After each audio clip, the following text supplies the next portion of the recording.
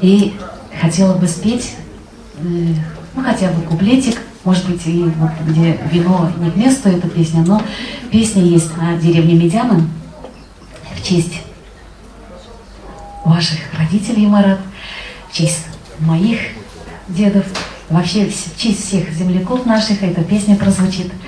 Тугана ауылым, Мәдинә.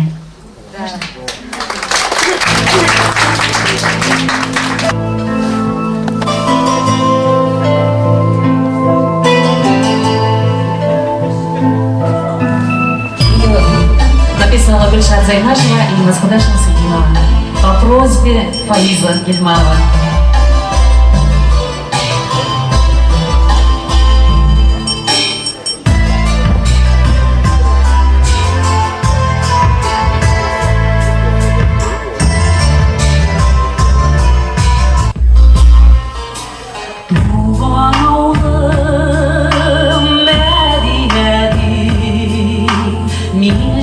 Başlıyım ruhu yakın izgilerge min bağışlıyım tuğan toprağım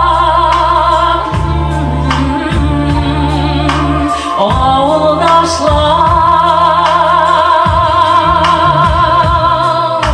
isen olayım birge bulsana gaziz başlar.